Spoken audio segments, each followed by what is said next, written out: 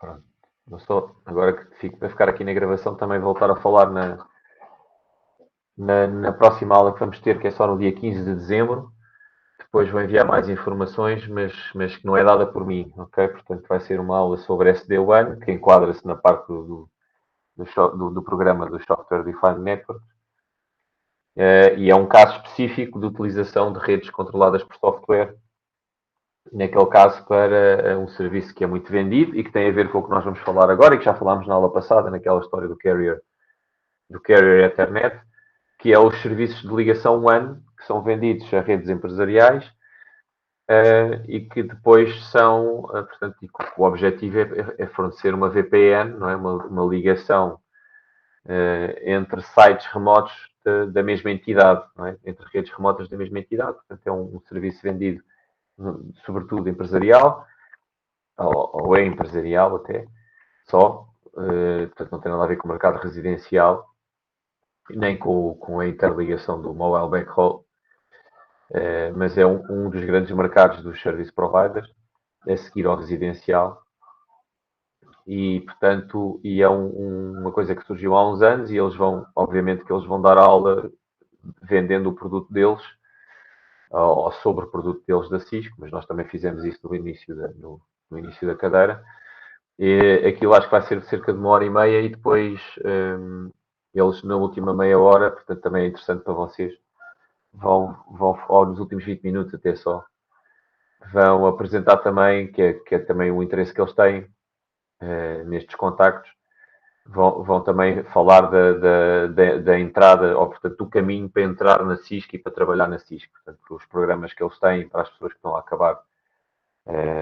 acabar a universidade, e como é que eles normalmente recrutam pessoas. Portanto, eles têm um programa de formação barra e estágio, mas que é já remunerado, acho eu, transitório, em que depois ficam com as melhores as pessoas que ficam com aquilo com sucesso, normalmente ficam lá a trabalhar.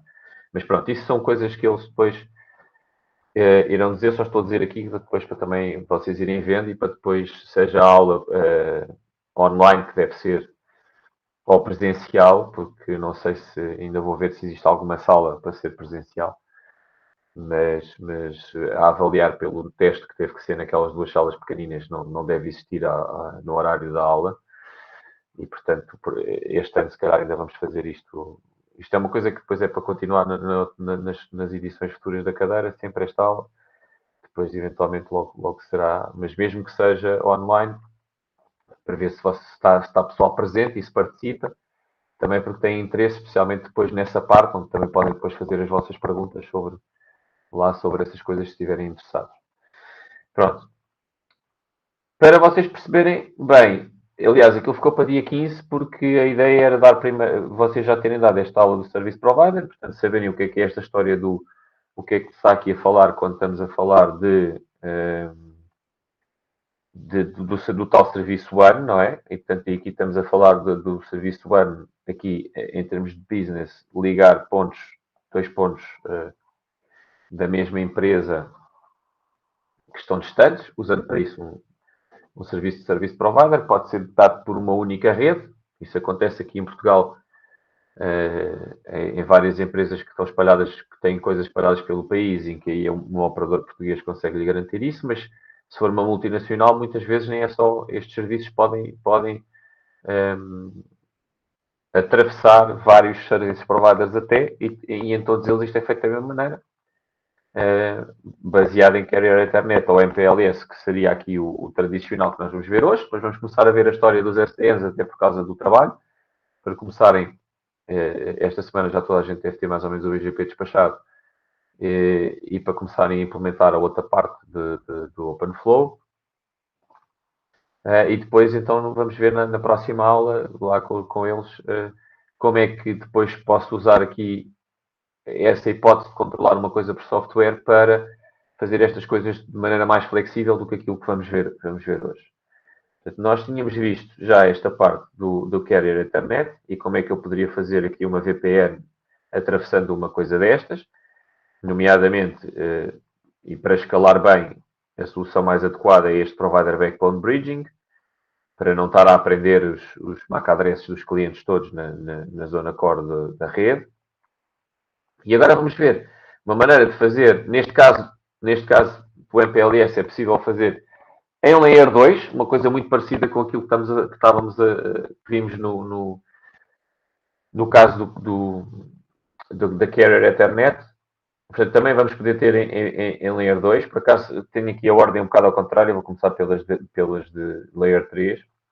Mas vou ter esta mesma abordagem, só que usando MPLS, em que o MPLS já por si só vai tratar daquele problema de eu não ter que estar a conhecer MACs no meio da rede de transporte, nem nada disso.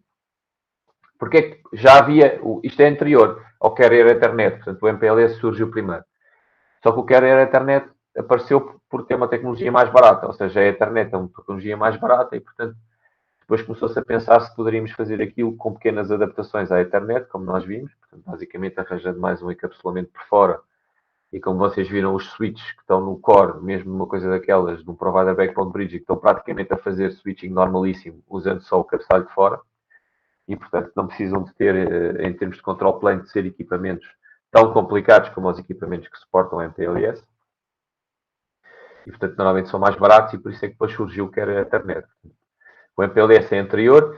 O MPLS surgiu originalmente, sobretudo, para acelerar o routing IP em determinadas zonas da rede. Ou seja, o longest prefix match é um processo lento, não é? Porque tem que procurar,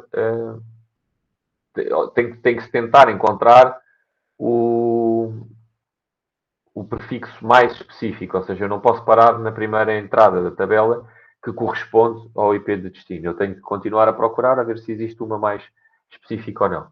Quando a rede começa a ficar grande e eu começo a ter muitos prefixos, isto começa a ser um processo que é lento e que também aumenta o custo do hardware que consegue fazer isto de forma rápida, ou consiga suportar uma tabela de encaminhamento muito grande. Portanto, isto começou, sobretudo, aqui para para acelerar esse processo, fazendo uma espécie de layer 2,5. O MPLS não cabe bem em nenhum dos níveis do TCP/IP ou do nível OSI. É uma espécie de layer é uma coisa que está ali entre o layer 2 e o layer 3. Embora precise que o layer 3 esteja a funcionar para depois poder-se usar MPLS. Só que depois, em termos de forwarding, o processo é de matching direto de uma label, portanto é switching e não routing. Até se chama label switching. No entanto, precisa de ter todo um control plane que é baseado em layer 3, ou seja, que usa normalmente protocolos de encaminhamento para estabelecer inicialmente os túneis. E, portanto, precisa de ter uma rede de layer 3 por baixo que consiga dar conectividade entre as pontas todas da rede onde eu quero implementar o MPLS. Portanto, isto aparece para acelerar routing, tanto unicast como multicast, com uma vantagem que Porquê? Porque o que eu vou fazer é vou usar o routing agora não para fazer o forwarding do tráfego, mas só para descobrir onde é que estão os routers todos da topologia e depois vou fazer túneis entre todas as pontas da topologia. O que é que são as pontas? São os routers onde estão pendurados os clientes que vão usar aquela, que normalmente é numa rede de transporte, IP, e portanto são os nós de acesso. Depois há lá nós no meio, que não têm ligação para fora desse core. Só estou mesmo a olhar para os labels MPLS. Portanto, eu preciso de fazer túneis entre todos os nós de acesso e depois, quando o tráfego entra aí, entra no nó de acesso e depois passa a estar dentro de um túnel MPLS. Isso faz com que o pacote IP, que está dentro de uma frame de Ethernet, se o Layer 2 for Ethernet ou se for outra tecnologia qualquer, está dentro da frame de Layer 2 dessa tecnologia. E depois tudo isso vai estar... Aliás, essa frame vai continuar a ser, porque é o que está mais perto do nível físico, mas antes, entre essa frame e o pacote IP, vai passar a estar o pacote MPLS. Okay? Portanto, se pensarmos em internet, se tivermos Se tivermos MPLS que está a passar num link, que por acaso o Layer 2 é Ethernet, que é um porquê? Porque é uma porta gigabit, Ethernet, ou o que for. O que acontece é que eu tenho a frame Ethernet, depois tenho um EtherType que diz que lá dentro vem um pacote MPLS e não logo um pacote IP. E depois, dentro desse pacote MPLS é que veio o pacote IP, e depois dentro do pacote IP é que veio o pacote TCP ou UDP, e depois lá dentro é que veio o payload do nível de aplicação. Esse cabeçalho MPLS que é posto, basicamente só tem uma coisa que é uma label, ou pode ter N, podem ser stack, e depois os routers olham só para essa label. Portanto, recebem uma coisa no link, tiram aquilo, se for um link Ethernet, tiram aquilo dentro da frame Ethernet, olham para dentro olham para o cabeçalho MPLS e só olhando para a label sabem para que interface é que têm que enviar aquilo. O que é muito mais rápido do que ir a uma tabela de encaminhamento. Portanto, nem sequer vão ver o pacote IP lá dentro, nem o endereço, nem nada. Simplesmente olham para a label, sabendo a label, sabem qual é o interface para aquilo que tem que ir. Okay? Depois, a maneira como eu construo esses túneis pode-me permitir fazer traffic engineering, também é foi uma das razões para o MPLS aparecer, para tentar dar um bocadinho de QoS, porque em IP puro é muito difícil. E depois, a história dos túneis e de poder haver várias labels umas em cima das outras, permite também fazer separação de tráfego, porque eu posso olho para a label e vou para uma interface só, e posso não misturar tráfego de sítios, e então depois surgiu a ideia então de fazer aquilo que nós vamos ver aqui, que são fazer VPNs em cima de uma MPLS. O que é uma VPN aqui neste contexto? Eu tenho a minha rede de serviço provider, o meu core de transporte, MPLS, vai estar a ser partilhado por N serviços. Os serviços estão separados porque cada um está na sua VPN. Esses serviços podem, depois que eu vendo ao cliente, interligações em Layer 3, portanto, aqui uma VPN é para fazer, por exemplo, a interligação WAN, Wide Area Network, entre sites da mesma rede.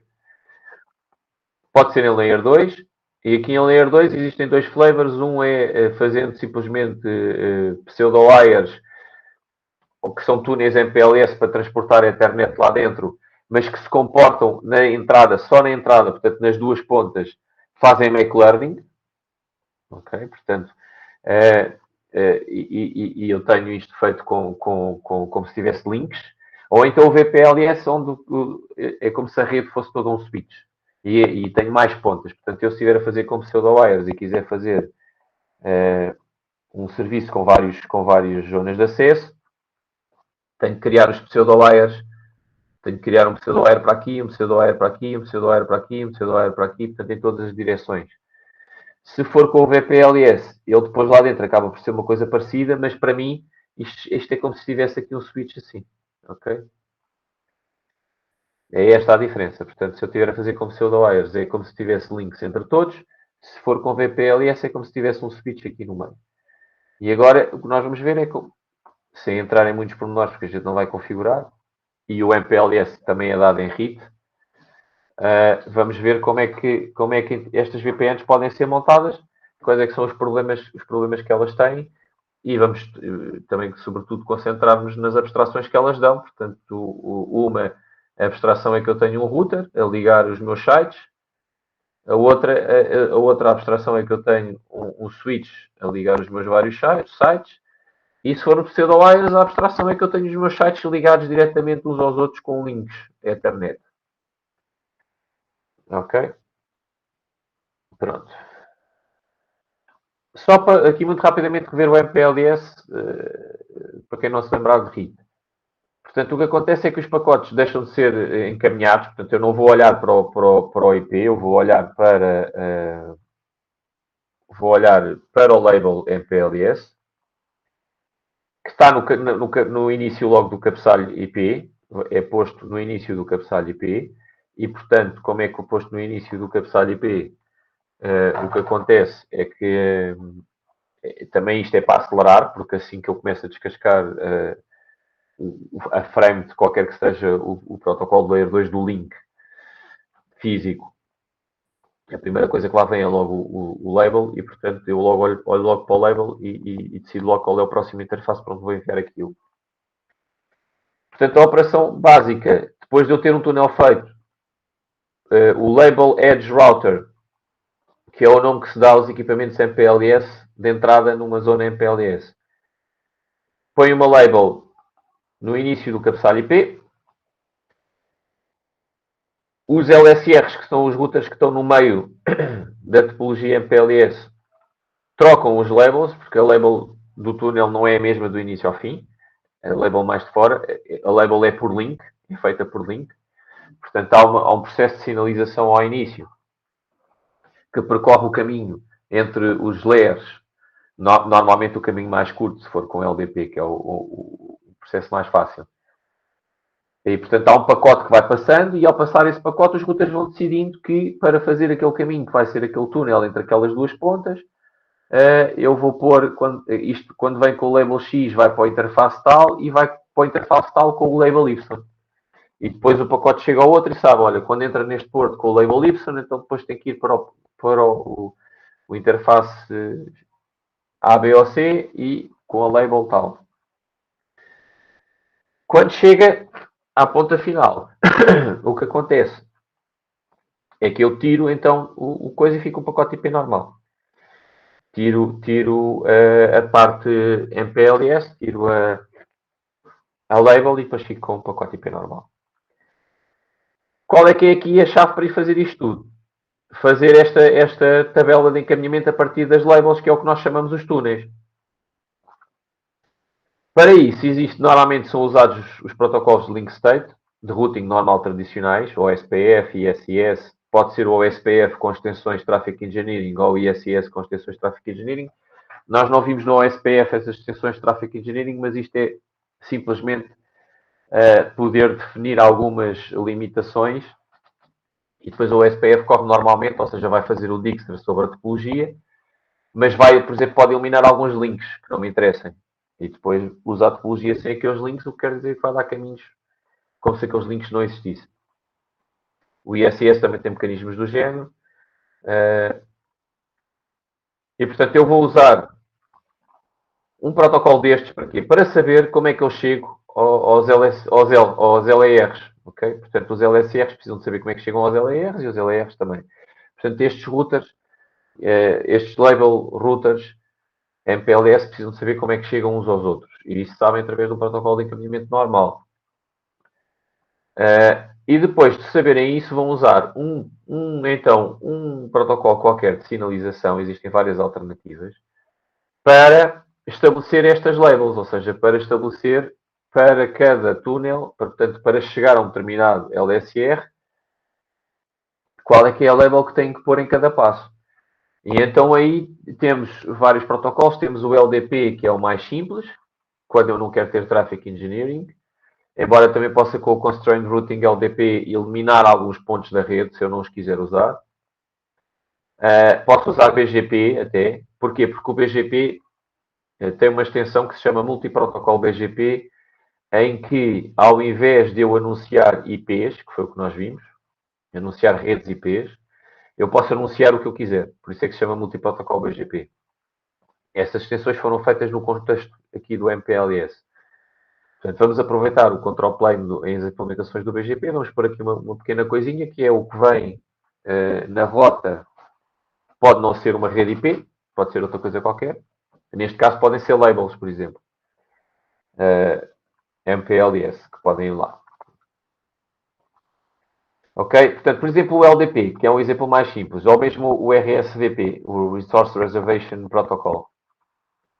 O que é que eles fazem? Eles vão usar a informação de encaminhamento normal. Portanto, isto é um pacote que vai com um endereço IP de destino, que é a ponta do lado do túnel, e, portanto, ao ir com esse endereço IP de destino, quando passa pelos vários routers, vai ser encaminhado de acordo com o caminho que o OSPF dá, ou o ISIS, e, portanto, vai ser encaminhado ao longo do caminho mais curto que esses protocolos escolherem.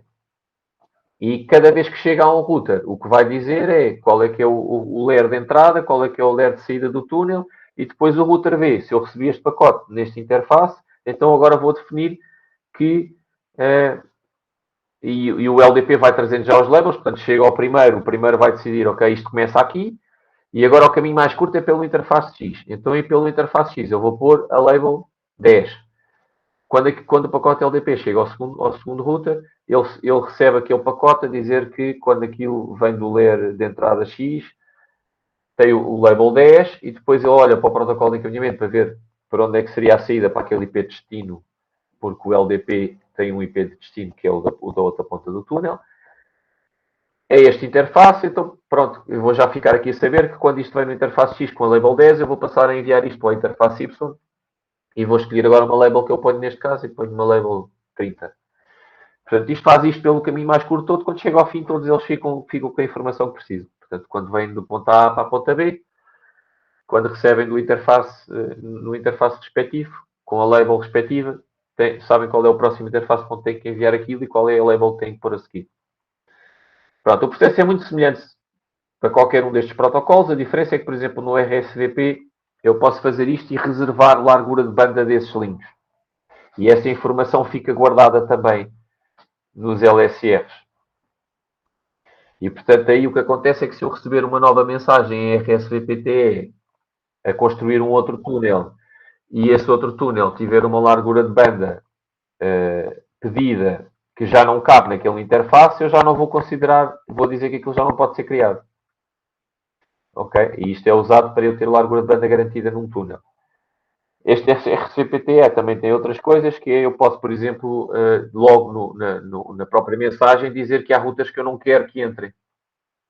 E, portanto, logo aí, também no próprio processo da mensagem ir percorrendo aquilo pelos caminhos mais curtos, ele já vai tentar encontrar caminhos alternativos.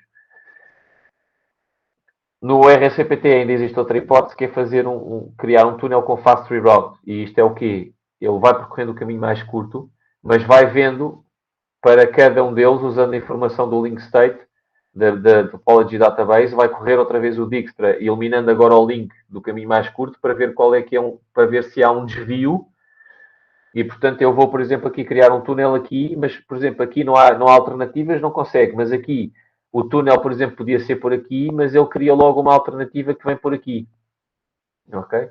E depois para cada link faz isto, faz um possível detour. Como é que ele faz isto? Vai ao link state database, elimina o link que acabou de utilizar e volta a correr o Dijkstra e apanha o link alternativo.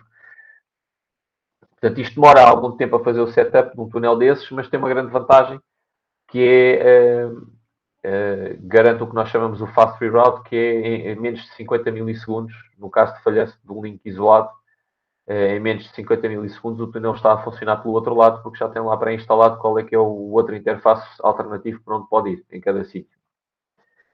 Portanto, ele faz isto link a link, cria um caminho alternativo para cada link. Pode não ser possível, depende se a topologia os tem ou não. É muito utilizado para fazer videoconferências ou para coisas interativas para transportar VoIP, coisas onde o delay é crítico. Pronto, aqui tem uma figurazinha com aquilo que tivemos a dizer. Portanto, eu tenho um protocolo qualquer que está a trocar aqui a informação das redes de destino. Depois, o LDP usa essa informação para percorrer o caminho mais curto e ir estabelecendo as labels. Depois, quando eu recebo o pacote IP, enfio cá a label que eu defini. Isto vai percorrendo o caminho mais curto, isto já está definido, portanto ele sabe quando aqui recebeu com o 10, tem que enfiar aqui e pôr, neste caso, a label 20, e depois aqui quando recebe a label 20 aqui, sabe que tem que passar para esta interface, e neste caso pôr a label 40, e este quando recebe aqui na label 40, sabe que é para entregar nesta rede. Já agora estas redes aqui no MPLS têm um nome, que é Forwarding Equivalence Class, portanto um túnel não serve só uma rede, pode servir várias redes que estão definidas aqui nesta FEC. Ok? Isto é de Forwarding Equivalence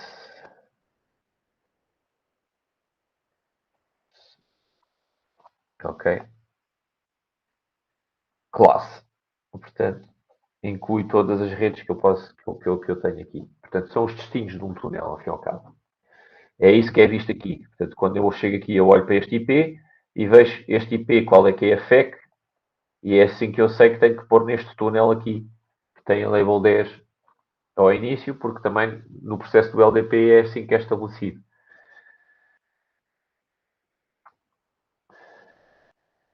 Vantagens disto. Eu tenho aqui, em termos de escalabilidade, já dissemos ao início, portanto não tenho que fazer o longest prefix match.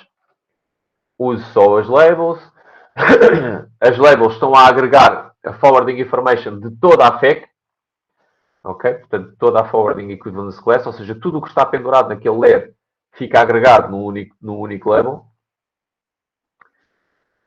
E depois tem estas vantagens da sinalização ao construir os túneis, poder ter em conta, poder não seguir necessariamente só o caminho mais curto e poder reservar larguras de banda, tentar arranjar logo links alternativos em cada passo.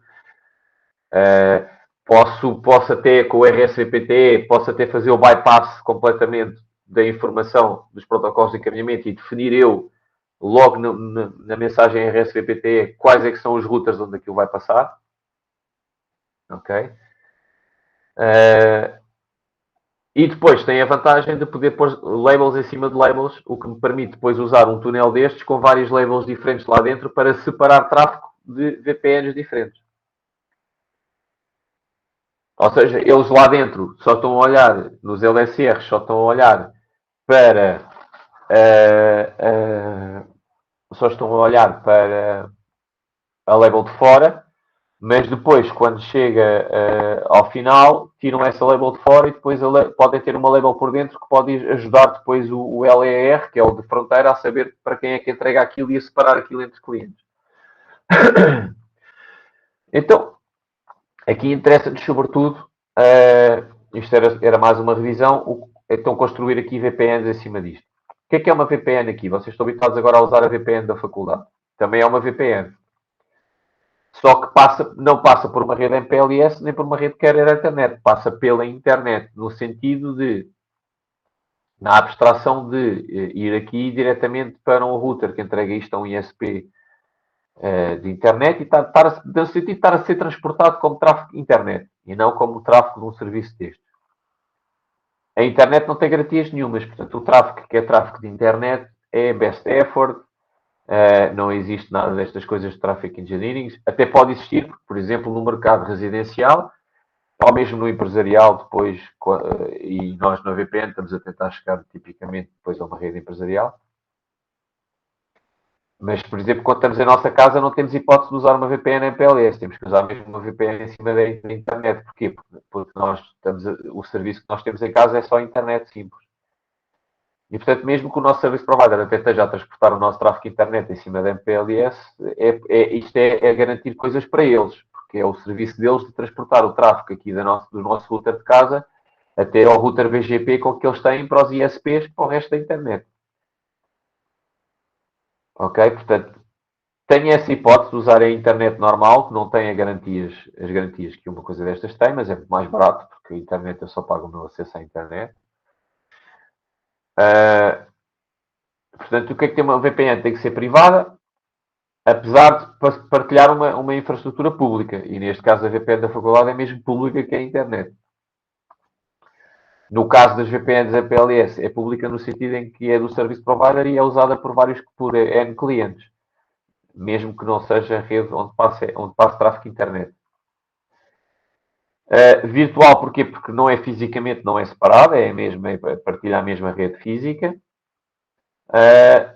E depois temos que ter conectividade restrita, ou seja, o tráfego da VPN não pode ser misturado com o tráfego das outras VPNs.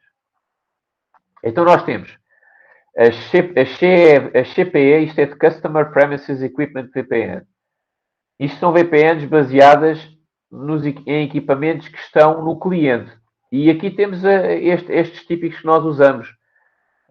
Por exemplo, no nosso caso, o CPE, no caso da VPN da faculdade, o CPE até é o computador, onde eu tenho o cliente instalado. Nem sequer é o nosso router cá de casa, é mesmo o computador. Normalmente usam IPsec, Layer 2 Tunneling Protocol, Point-to-Point Tunneling Protocol. Existe um protocolo que também se usa muito nas VPNs de internet com clientes no computador, que é o OpenVPN. E por aí fora. Eu não sei qual é que usa o da faculdade com a Checkpoint. Eu acho que é capaz de ser IPsec. O que é que acontece aqui? Eu tenho uma coisa no meu CPE, controlada por mim, neste caso até é no meu computador, que vai usar um túnel destes para se ligar aos outros sites da VPN. No nosso caso, para se ligar a um servidor na faculdade. ok, da checkpoint também, que também está ligada à internet. Neste caso é feito um túnel, por exemplo, se for um túnel IPsec até já está logo cifrado e essas coisas todas. Se não, pode ser um dos outros que também usa um cabeçalho por fora e, portanto, quando aquilo passa na internet tem um cabeçalho IP agora novo por cima e normalmente depois os equipamentos chifram o de dentro para aquilo nem sequer ser acessível, para além de estar separado porque durante o encaminhamento ele só se olha para de fora. Mas, pronto, são baseados em CPE portanto, não há aqui grandes garantias. Normalmente até usam a internet e, portanto, é best effort. E depois tenho as VPNs do provider. Isto é Provider Provision VPNs. Portanto, que são fornecidas por um Service Provider. E aqui vamos ter, então, em Layer 3, poderia entrar aqui a Carrier Ethernet que nós vimos na aula passada, em que, ao fim e ao cabo, num Provider Backbone Bridging eu também estou a fazer uma VPN, porque tenho o iSeed a separar os clientes e depois esse iSeed é transportado dentro de uma Backbone VLAN, que também tem um tráfego separado das outras Backbone VLANs. Portanto, isso também é uma VPN. Aqui estamos só a olhar para as MPLS. E depois vou ter aqui, então, em Layer 2 e Layer 3. Layer 2, vamos ter circuitos ou VPNs, ok? Em que o VPN basicamente aqui neste caso são vários circuitos. E depois temos o tal VPLS que faz uma espécie de switch entre os nós todos. Ok? A diferença deste para este é que este faz Mac Learning, inclusivamente dos Macs dos clientes, nos routers de fronteira, nos LERs. E enquanto aqui não, aqui ele faz simplesmente a única coisa que ele aprende é que aquele cliente está ali e não o MAC address propriamente dito. Portanto, é aqui a grande diferença. E depois há baseados em LDP, em que isto é tudo configurado um bocado à mão, ou baseados em BGP, em que se usa BGP para anunciar de umas pontas para as outras quais é que são os clientes que estão lá pendurados. E depois temos em Layer 3 uma aproximação semelhante. Neste caso, em que há virtual routers. Porquê? Porque os LERs de fronteira vão trocar routing com a rede do cliente e depois vão propagar essas rotas para as outras pontas. Em vez de serem MAC addresses. Aí, rotas IP. Portanto, se for Layer 3, os routers do provider, os LERs, vão participar no routing Layer 3 do customer. Que mais não seja, o customer vai enviar uma rota estática e depois o provider vai ter que propagar essas redes que recebe de alguma forma, nem que seja que estão lá configuradas como rotas estáticas a apontar para o cliente, vai ter que as propagar para as outras pontas. Depois, ou então trocam EBGP, por exemplo, ou até mesmo ao SPF. Neste caso, os routers do provider vão ter que ter o quê? Se tem que haver separação, vai ter que haver routing tables específicas para cada um dos clientes. Ok? E depois vai ter que haver uma maneira de eu anunciar as rotas de um cliente para os outros LRs onde existem redes desse cliente também, onde esse cliente também tem rede. Ok? E os equipamentos do cliente têm que anunciar as rotas para o provider. Se for em Layer 2, o que acontece é que o customer vai mapear o seu routing Layer 3 para a rede Layer 2, a abstração da rede Layer 2. Portanto, isto basicamente a diferença é esta. Se for em Layer 3, eu tiver aqui um router e tiver aqui um router em dois sites, o que acontece é que a minha VPN de Layer 3 é como se fosse um router que aqui está e um router que aqui está, ok? E eu estou a trocar routing com este e estou a trocar routing com este. E depois o Service Provider tem que propagar isto de um lado para o outro. Se eu tiver a usar uma VPN de Layer 2 e tiver routing também, no meu site A e no meu site B tenho os meus dois routers de saída, posso ter aqui a abstração que tenho só um link Layer 2, aqui. E o que é que eu estou a fazer? Aqui, há um peering entre estes dois, ou seja, A e B estão a trocar informação de routing. Aqui não, aqui A está a trocar com o PE e B está a trocar com o PE. Não estou a falar diretamente um com o outro. Normalmente isto é mais simples de configurar para o operador daqui, porque só tem que configurar aqui uma vizinhançazinha com este, em cada sítio. Enquanto se for aqui com circuitos, se forem vários, isto já tem que ser configurado para funcionar como deve ser entre eles todos. Já tem que dar aqui um IP, que tem que ser o mesmo IP daqui, e por aí fora. Aqui não, aqui só até posso fazer aqui, safar-me só com rotas default e depois tendo o PE, rotas estáticas a apontar para aqui e a coisa funcionar. Depois isto é o L2 com a Circuit Mesh. Se for com o tal VPLS, o que eu tenho aqui é uma coisa destas, com 3 sites, por exemplo, e o meu serviço é como se fosse um switch aqui no meio. E aqui, por exemplo, se fosse só o SPF, eu já tinha que eleger um DR e um BDR, não é? E estes 3 IPs estariam todos na mesma rede. Ok? Portanto, isto são as 3 abstrações consoante o serviço. Isto é Layer 2 com VPLS. Nestes dois casos, eu podia não ter routers e ter switches.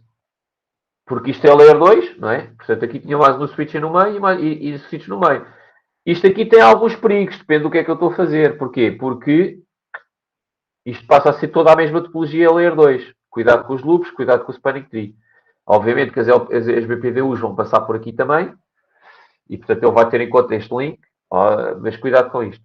Quando isto começou a ser vendido, estamos a falar já há 15 anos para aí, acontecia muito em redes mais pequenas, de repente contratar-se o serviço e depois a rede ir abaixo, porque de repente havia um loop Layer 2 e tinha-se desligado aqui o spanning tree, porque não se pensava que aquilo ia estar ligado, não sei o quê, e era um porto de acesso ou qualquer coisa, e pronto, e de repente tínhamos um problema de broadcast stops.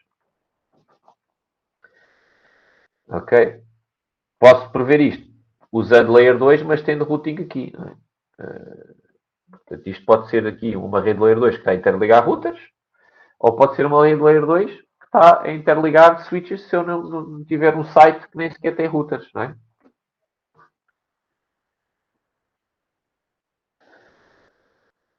Ok, pronto. Então vamos começar por ver Layer 2.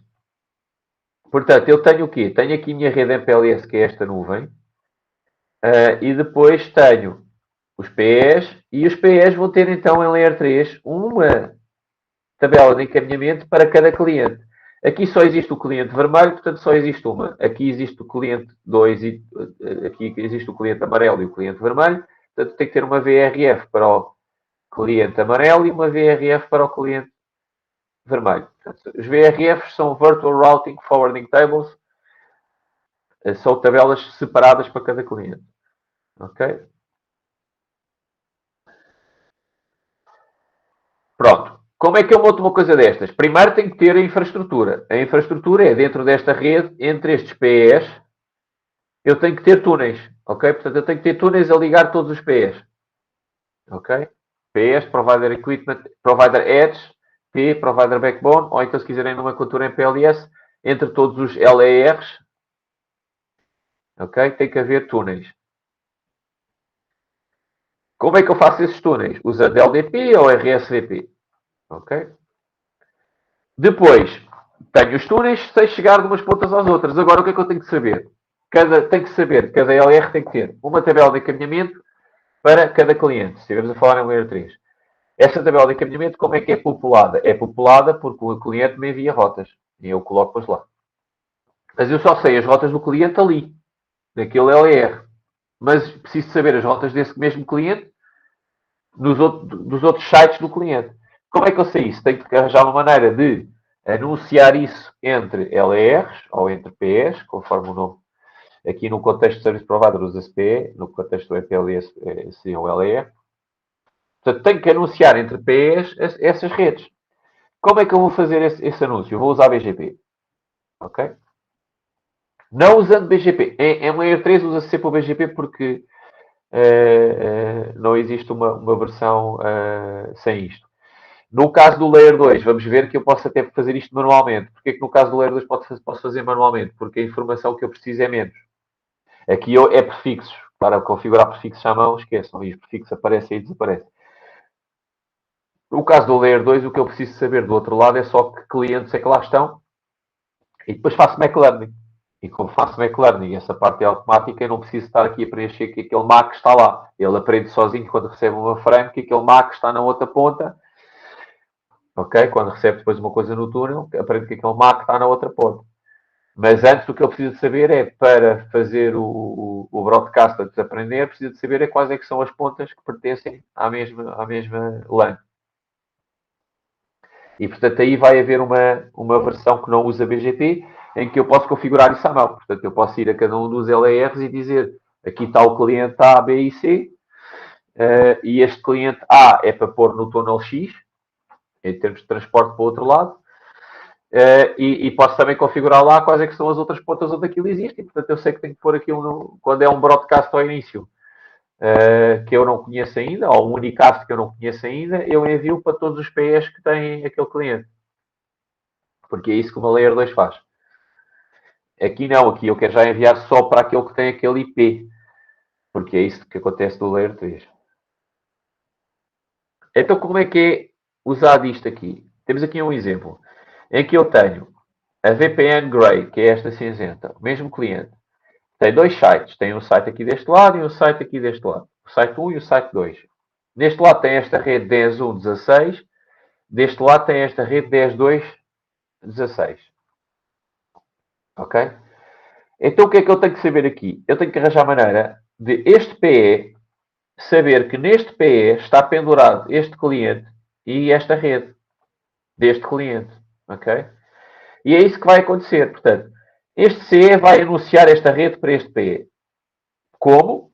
Ao SPF, EBGP, que seria até o mais indicado. Porquê? Porque como estou a trocar com o Service Provider, até posso usar aqui o BGP. Estou a anunciar, para também anunciar só as redes que eu quero que sejam conhecidas, ou, enfim. Mas pode ser, aqui podia ser um protocolo qualquer. De alguma maneira ele anuncia esta rede para o PE. Ok? Esta é a mesma coisa, anuncia isto para o PE.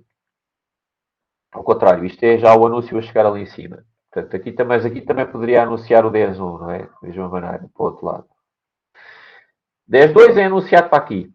Então agora o que é que ele vai fazer? Ele já tem um túnel feito para aqui. Isto é feito antes. Antes há túneis entre todos os PEs. Agora, eu vou anunciar para todos os PEs o quê? Vou-me anunciar a mim como Next Hop. Ok? Porque sou eu que estou a anunciar isto. Depois vou anunciar o quê? O prefixo. Se fosse BGP normal, eu iria anunciar o prefixo. Isto não é BGP normal. É um multiprotocolo. E é IBGP porque é dentro da mesma rede. Então, normalmente o que é que vai? Até está cá o prefixo, mas leva mais uma coisa que é o root distinguisher. Ok? E por isso é que se chama multiprotocolo. Porquê? Porque isto já não é IP. Aquilo que está ali não é um endereço IP. Aquele 65.2.1.10.2/16, ponto 0, e depois teria o 255.255.0. Não é uma rede IP. Ok? Então isto passa a chamar-se multiprotocolo BGP. Depois, esta informação.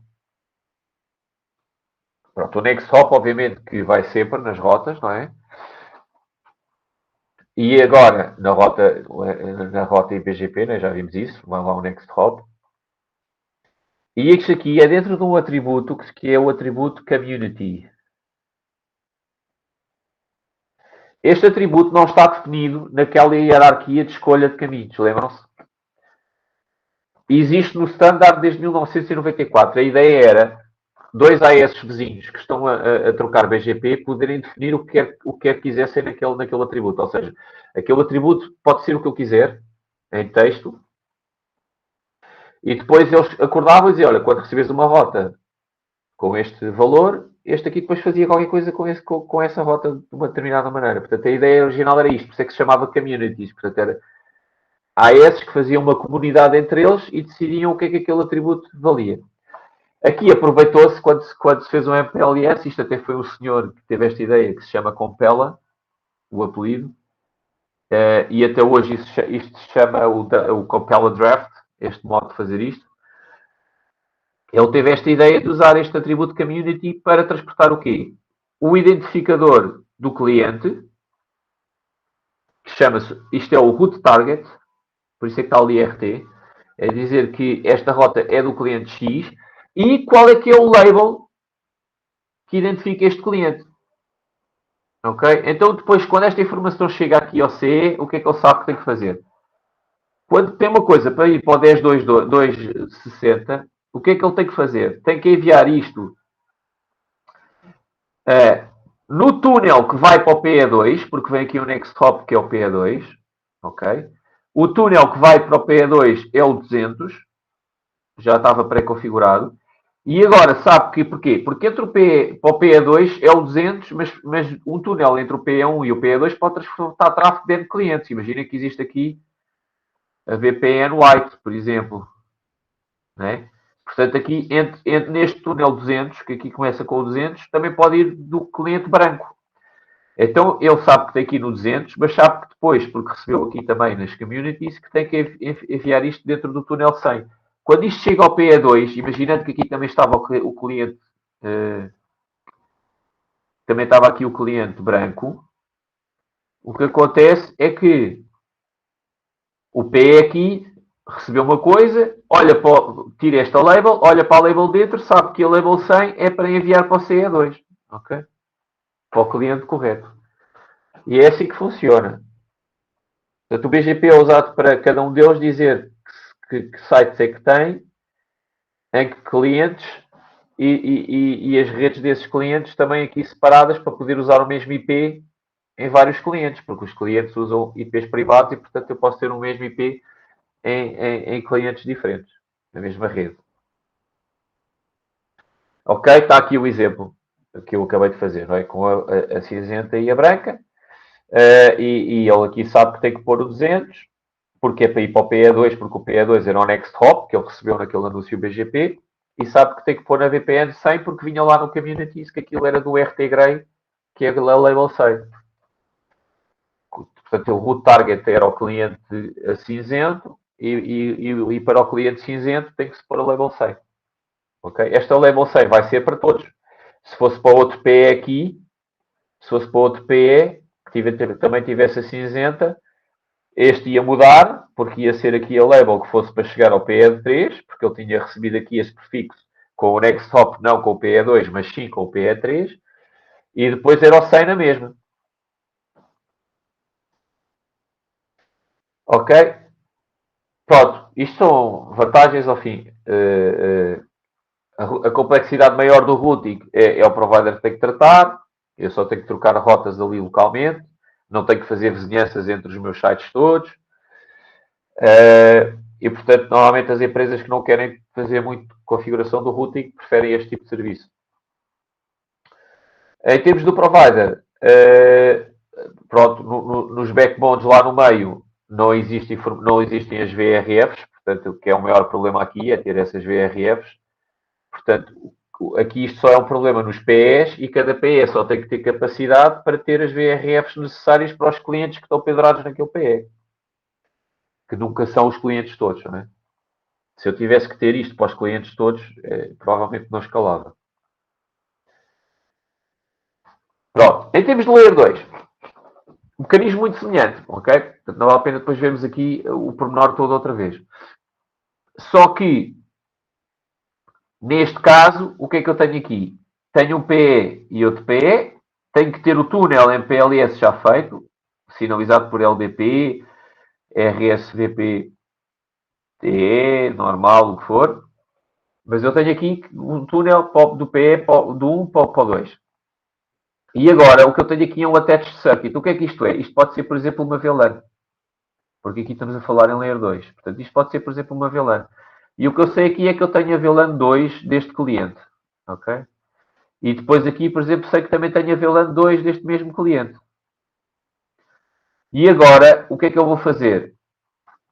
Eu precisava de uma maneira de saber aqui que existe aqui esta VLAN 2. Ok? Da mesma maneira que no Layer 3 preciso saber um PE que existe a rede tal daquele cliente no PEY. Aqui, isto também pode-se usar BGP para fazer isto. De mesma maneira, neste caso, aquele é o multiprotocolo BGP. Em vez de ser uma coisa como estava ali, que era o 65.2.1 com um IP, neste caso é uma coisa que pode ter um identificador qualquer e depois dizer que é VLAN 2. Okay? É uma coisa que não é um endereço IP, mas que é anunciada. E depois no next hop está o PE2 e nas communities, nesse caso também dizer que é o cliente tal, para depois, se houverem vários clientes aqui, eu depois pôr então uma label interna para quando isto chega ao PE2 eu saber que é para entregar a este cliente e a não a outro que possa existir aqui. Né? Não a um cliente X que possa existir aqui. Neste caso, existe a hipótese de fazer isto tudo à mão, ou seja, de configurar isto tudo à mão. De eu ir aqui ao PE e dizer que eu tenho a VLAN, que no PE2 existe a VLAN 2 do cliente X. Eu posso configurar isto aqui manualmente. Porquê? Porque é só a VLAN, não é a X redes. Okay? Há uma dimensão extra na Layer 3, que é na Layer 3. Aqui um cliente pode ter 2 ou 3 VLANs, mas se for em Layer 3, um cliente tem N redes, não é? Ok? Pronto, portanto eu aqui posso, como tenho estas hipóteses, em que isto é uma informação muito mais condensada, porque agora aqui vai haver learning, o que é que acontece? Isto é feito assim, portanto, ou manualmente, ou usando o BGP, eu vou saber aqui isto. O que é que isto me vai permitir fazer? Quando eu receber aqui uma frame, ok? Nesta VLAN 2, aqui, eu vou ter que saber, então onde é que está a VLAN 2 aqui? Ou está lá configurado que está no PE2, ou eu recebi o anúncio por BGP e sei que está no PE2. Então eu sei que tenho que enfiar no túnel para o PE2, imaginem que era o 200 outra vez, e também ou recebi por BGP a dizer que, neste caso, o cliente X do PE2 é o 100, ou então configurei ali que se for o cliente cinzento, imaginemos que isto era o cinzento outra vez, era o 100, então vou pôr também outra 100 outra vez, e neste caso vou fazer uma coisa. Depois, no outro caso anterior, isto depois lá dentro levava um IP, não é? Era um pacote IP e ele ia olhar para o destino IP. Aqui não, aqui é Layer 2. Ele sabe que vai ter que enfiar isto aqui. E ao mesmo tempo vai aprender que este MAC address de origem, ok? O source address aqui, que é o MAC address de origem, ele vai aprender que está disponível neste porto, na VLAN 2 do cliente cinzento. Okay? Ele vai aprender isto aqui. E depois sabe que tem que enviar, porque aprendeu do outro lado, para os 200 para o 100. Isto chega aqui, estamos a falar só de um link Ethernet. Ele tira o 100, ok? Tira o 100 e vai olhar para a frame. E agora na frame vai, neste caso, enfiar, só tem uma porta para aqui, mas se tivesse vários CEs do mesmo cliente, tinha que enviar para todos, porque era a non unicast, porque ele ainda não sabia o destination address onde é que estava. Se ele anteriormente já tivesse recebido um no sentido contrário, ele já sabia que era na porta X ou na porta Y que ele tinha que enviar para atingir este destination address. Portanto, aqui está-se a fazer, estes PS estão a fazer um Mac Learning, ok? E depois, para saberem as labels do túnel, ou é configurado à mão, ou, mais uma vez, usa-se o BGP e cada um anuncia os circuitos que tem aqui, VLANs, pode ser só uma LAN normal e não ter VLANs, e está a representar um cliente inteiro, numa topologia Layer 2, ou posso ter mais que uma VLAN por cliente, ok? E isto funciona assim. Se for VPLS, e isto podia ser 1 a 1, e eu agora podia fazer N destes, não é? Posso fazer N túneis destes, todos feitos da mesma maneira. Aqui há uma questão engraçada que é, isto tem que fazer um pseudo-wire para um lado e um pseudo-wire para o outro, ou seja, isto no sentido inverso já não ia ser o 100, ia ser outro qualquer, ok? E também do PE para aqui também é outro túnel qualquer, não é? Porque os túneis MPLS também do PE1 para ir para o PE2 pode ser por a level 200, mas quando é para ir do PE2 para o PE1, do PE2 pode ser a level 300. Okay? E depois lá dentro também são dois pseudo-wires, portanto daqui pode ser o 100, daqui pode ser outra coisa qualquer. Inclusivamente se fosse com o Traffic Engineering até podiam passar em sítios diferentes. Ok? Isto também é conhecido como Ethernet over MPLS, Virtual Private Wire, Pseudo-Wires. Com circuitos, eu posso fazer só uma, aqui está um exemplo só de uma ponta a ponta, mas eu podia fazer uma LAN fazendo aquela coisa que estávamos a dizer, não é? Por exemplo, aqui, se eu tivesse 3 routers, podia comprar pseudo-wires e o service provider dava-me um serviço de VPN que para mim era isto, não é? Ok? Vendia-me 3 pseudo-wires e eu, para mim, estou a ligar o site A, o site B e o site D assim. E se fossem routers, então punha aqui o mesmo IP da mesma rede aqui, nestes interfaces, e eles agora estavam aqui a trocar routing normal. No caso do VPLS, eu não quero isto, quero antes ter aqui o switch, e isto é como se fosse um switch. E aqui já estão estes 3 na mesma rede. Ok? Portanto, se eu tiver no VPLS, a rede do provider aparece como se fosse um segmento LAN. É como se tivesse um switch lá no meio. Ok? E neste caso, eu não preciso de mapear estes Local Circuit IDs dos Remote Circuits. Ou seja, eu não preciso daqui dizer que tenho a VLAN X. Ok? O que eu preciso saber é dizer qual é o cliente e depois os PEs vão aprender os MAC addresses através das Layer 2 que recebem. Ok? Portanto, aqui estes PEs vão estar a aprender, quando cada vez que vê uma frame aqui, que a VLAN X está na porta tal, com uma MAC address tal, e depois o que precisam só de saber é, na mesma, onde é que estão as outras pontas com o mesmo cliente, com a mesma VPLS instance. Mais uma vez, pode ser configurado à mão. Eu posso ir a cada PE e dizer quais é que são as VPLS instances que lá estão, onde é que estão as outras pontas das VPLs instances. Portanto, eu posso ir aqui e dizer que a VPNA existe neste PE e neste PE. Não é? Por exemplo, imagina que isto era o A e o B. Eu posso aqui dizer que, ok, esta instance VPLS existe no A e no B. E, portanto, ele aqui já sabe que tem que pôr no túnel para aqui e no túnel para aqui. Quando for um broadcast, ok? Ou um unknown unicast. E quando recebe coisas no sentido contrário, aqui vai ter que aprender que se recebeu deste túnel que vinha daqui um MAC address source X, vai aprender que vai ter aqui uma tabela a dizer que quando for agora o destination address o X, eu já sei que tenho que ir para o PEA. Portanto, isto é com learning. Ou seja, o que eu preciso saber é só as outras pontas, depois faz broadcast quando não sabe. Cada vez que recebe uma, vai logo pôr esse mapeamento, que é para às vezes a seguir já não ser broadcast. Ok? Portanto, a primeira vez, se ele nunca tivesse recebido nada com o source address X aqui, imagina que o source address X é aqui de cima. Quando ele recebe aqui uma coisa para aquele destination address, vai enviar para os dois. Se já tivesse recebido aqui de cima, já sabia que era para o de cima, envia só para o de cima. Estamos a ver isto o quê? Configure isto à mão. Ok? Aqui digo que existe aqui e aqui. Aqui digo que existe aqui. E aqui digo que existe aqui. Ok? E aqui, aliás, este tem que saber que este e este são. Este tem que saber que este e este são. Daquele cliente. Isto é com uma coisa que se chama VPL Instance. Mais uma vez, pode ser também feito de forma automática, como utilizando outra vez o multiprotocolo BGP. Ok? Se utilizarmos o multiprotocolo BGP, portanto, isto é o que temos aqui. Como é que um PE descobre que outros PEs têm a mesma VPLS? Ok? E depois tenho a questão da sinalização, que é como é que eu faço uma full mesh de pseudo-wires entre os PEs. Porque eu aqui tenho que ter uma full mesh de pseudo-wires entre aqueles PEs todos.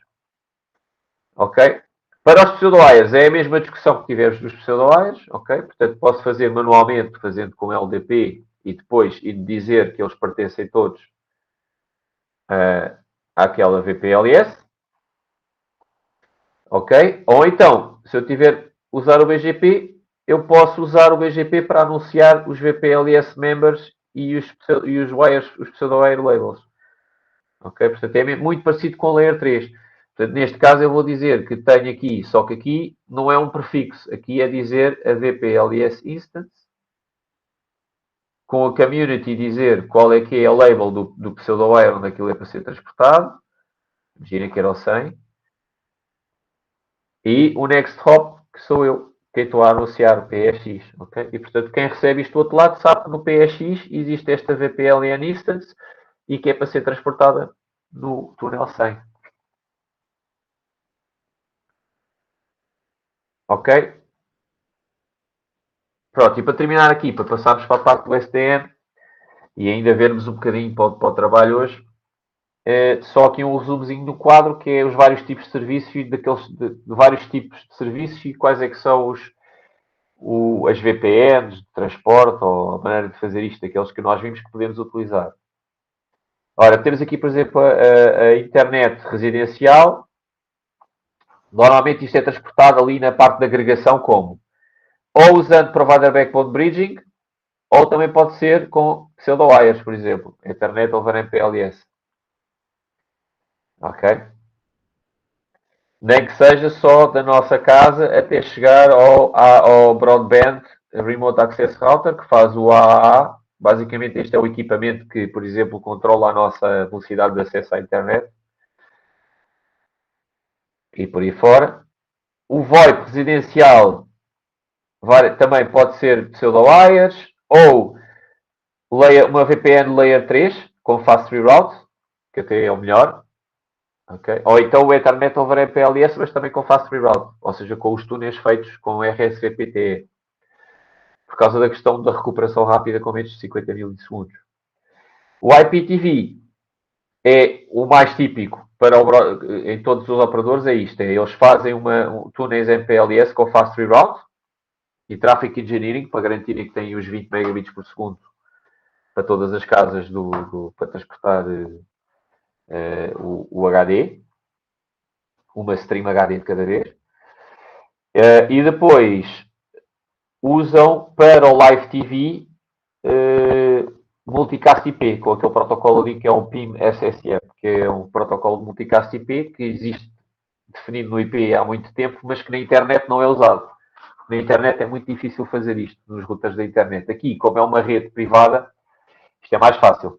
Isto é um protocolo em que o host envia um pacote a dizer que está interessado num determinado grupo, que é o que acontece quando a gente muda de canal. Ele envia esse pacote, a box, e depois isso percorre os vários routers e nós passamos a fazer parte do multicast group para aquela stream. E depois a stream, quando vem, em vez de ir só para um IP, vai para todos os IPs que estão registados naquele grupo.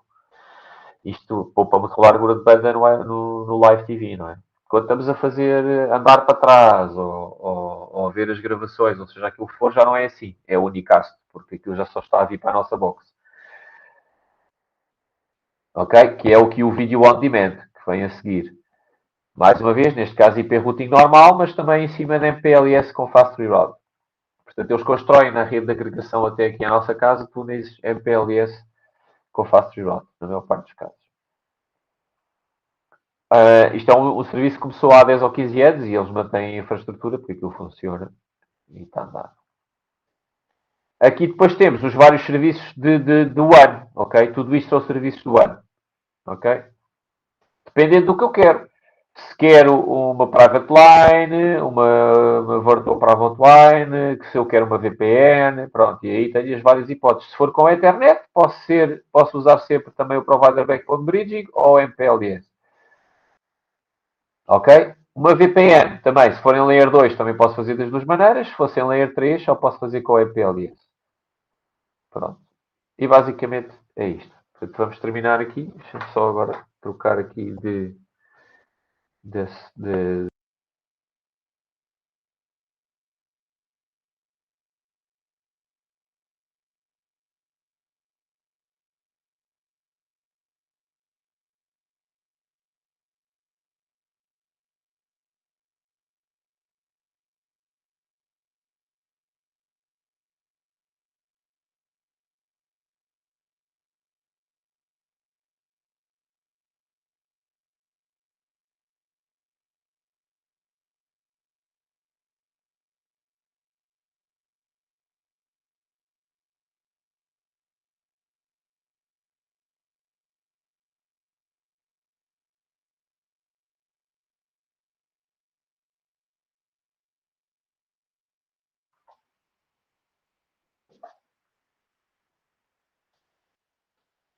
Ok, já está.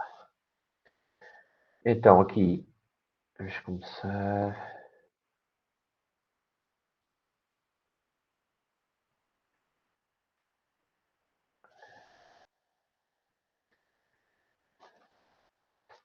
Bom, então, agora terminámos aqui. Já agora, ali tínhamos, por acaso achava que tinha aquilo ali no acetado. Se vocês estão a reparar, isto atingiu uma complexidade enorme, não é? Portanto, embora sejam coisas que existem, que são estabelecidas, mas temos aqui uma. Desde já, estes serviços one são caros. Reparem que um operador, para vender uma VPN MPLS, o que é que está aqui envolvido? Mesmo que eu esteja a usar o BGP, que é a coisa mais automática, há sempre ali alguma configuração que está envolvida. Se não for então com o BGP, se for mais manual, ainda mais. E é uma coisa que depois fica ali estática, porque a partir do momento em que eu configuro aquelas redes e o BGP está a anunciar, etc., portanto aquilo implica sempre mexer ali no equipamento, e portanto aquilo é um serviço que se paga caro. Depois o MPLS, se eu tiver a reservar largura de banda, há pouca utilização na rede, porque raramente eu estou a utilizar a largura de banda que foi reservada. E, portanto, há ali uma série de questões que depois nós vamos ver na próxima aula, quando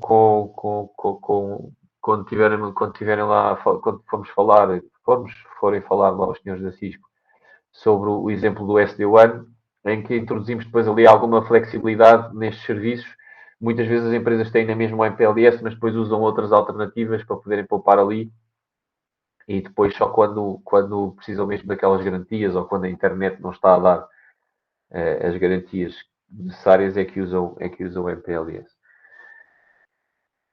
Antes de chegarmos aqui às justificações de que é que apareceu esta ideia do SDN, está aqui um bocado a evolução do que é que aconteceu em termos dos próprios equipamentos.